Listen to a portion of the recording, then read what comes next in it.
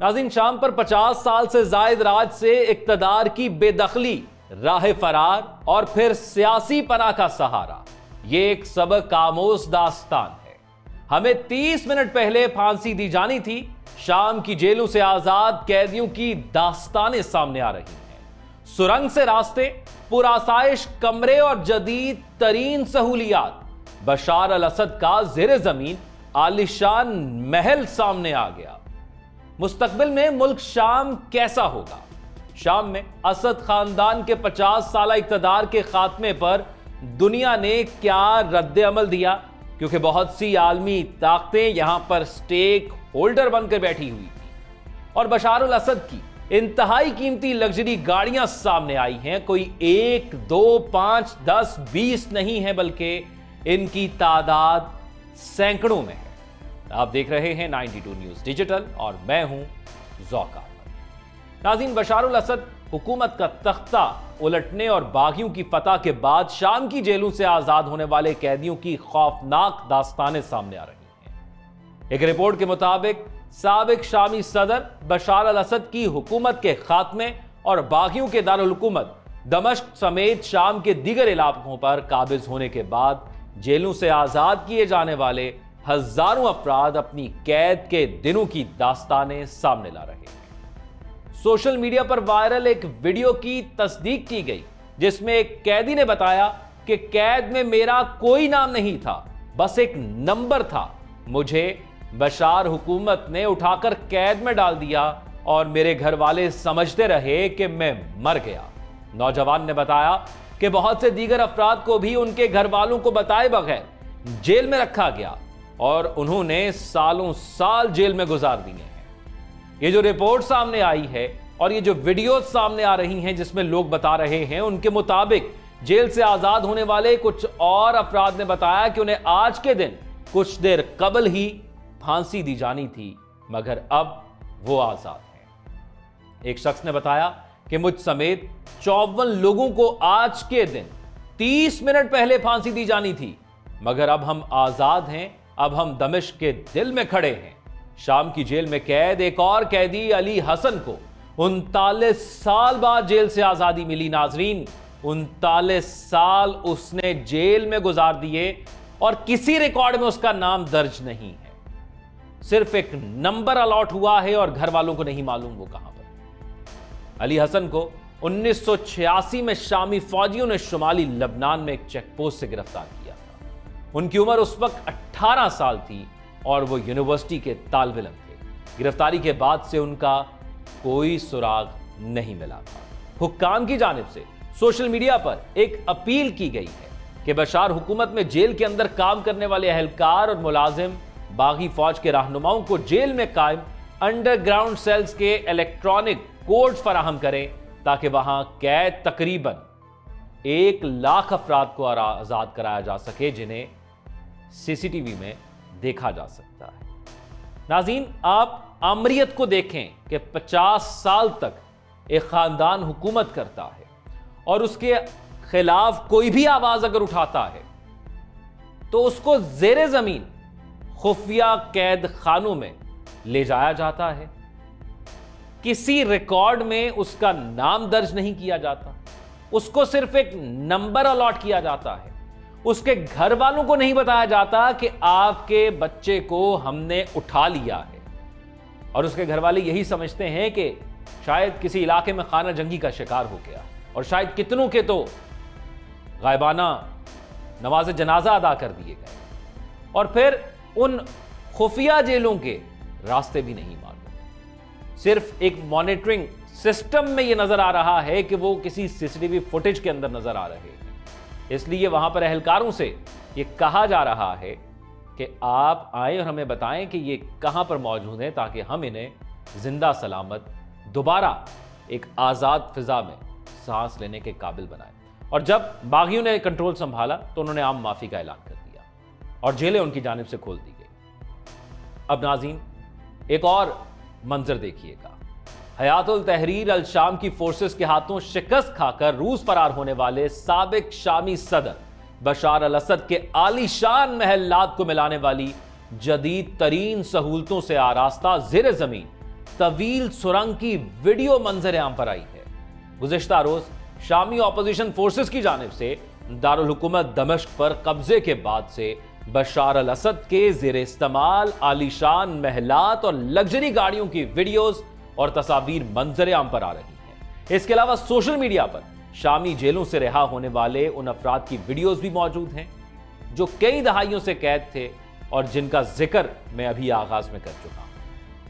شام میں بشار الاسد کے 24 سالہ اقتدار کے خاتمے کے بعد سوشل میڈیا پر ان کے زیر ملکیت لگژری گاڑیوں کی ویڈیو وائرل ہو رہی ہے اور شام میں اسد خاندان کی حکومت کا دور نصف صدی پر محیط، جبکہ بشار الاسد کی حکومت 24 سال قائم رہی، جس کا اختتام گزشتہ روز اس وقت ہوا جب باغی مسلح گروہ نے ملک کے دیگر شہروں کے بعد دمشق میں داخل ہو کر اس پر بھی قبضہ کر لیا۔ اب ایک اور منظرنامے کی جانب چلتے ہیں ناظرین۔ شام میں باغی گروپوں کی مسلسل بڑھتی پیش قدمی کے بعد صدر بشار الاسد ملک سے فرار ہو گئے ہیں اور وہ خاندان کے ساتھ سیاسی پناہ لینے پر مجبور ہو گئے ہیں۔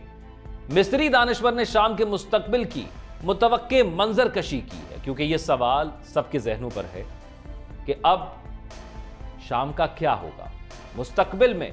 اب ہمیں شام کیا خانہ جنگی میں نظر آئے گا یا اس میں کوئی مستحکم نظام نظر آئے گا؟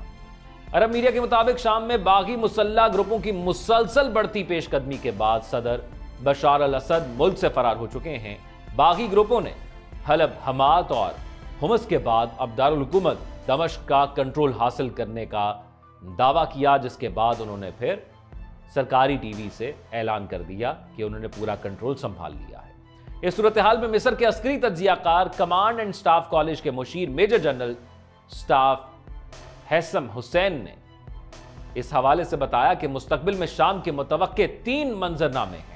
مصر کے عسکری تجزیہ کار نے کہا کہ پہلا منظرنامہ تو یہ ہو سکتا ہے کہ حزب اختلاف دمشق پر پیش قدمی کرنے اور اس پر قبضہ کرنے کے ساتھ ساتھ سیرین ڈیموکریٹک فورسز SDF کا مقابلہ کرنے، اسے شکست دینے اور شام کو اسلامک اسٹیٹ میں تبدیل کرنے میں کامیاب ہو جائے۔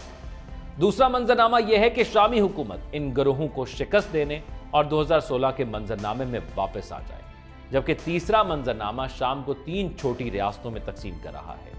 دمشق میں ایک مرکزی حکومت ہوگی، حلب میں ایک اسلامی حکومت اور باقی علاقوں پر ایک کرد حکومت قائم ہو سکتی ہے۔ شام میں جاری حالیہ شورش کے دوران اب تک 800 سے زائد افراد جاں بحق اور 3 لاکھ شہری بے گھر ہو چکے ہیں۔ باغی مسلح گروپ کے بڑھتے غلبے کے بعد شامی صدر بشار الاسد ملک سے فرار ہو گئے ہیں، جبکہ شامی وزیر اعظم محمد غازی الجلالی نے ملک میں ہی رہنے کا اعلان کرتے ہوئے کہا ہے کہ وہ بشار الاسد کے فرار کے باوجود دمشق میں اپنی جگہ نہیں چھوڑیں گے۔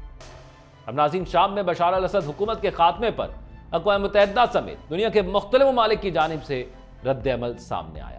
اقوام متحدہ کے خصوصی ایلچی برائے شام گیئر پیڈرسن نے اپنے بیان میں کہا ہے کہ یہ شام کی تاریخ میں ایک اہم لمحہ ہے۔ ایک ایسی قوم جس نے تقریباً 14 سال کی انتھک مصائب اور ناقابل بیان نقصان کو برداشت کیا ہے، اس سے احباب نے گہرے داغ چھوڑے ہیں، لیکن آج ہم محتاط امید کے ساتھ ایک نئے آغاز کے منتظر ہیں۔ دوسری جانب اگر بات کی جائے اقوام متحدہ کے علاوہ تو دیگر ممالک کی جانب سے بھی کچھ بیان سامنے آئے ہیں۔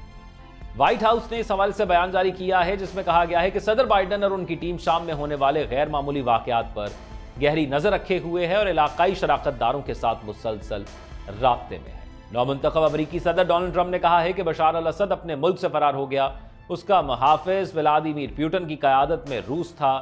روس اور ایران اس وقت کمزور حالت میں ہیں اور اب وہ اس کی حفاظت میں دلچسپی نہیں رکھتے ہیں۔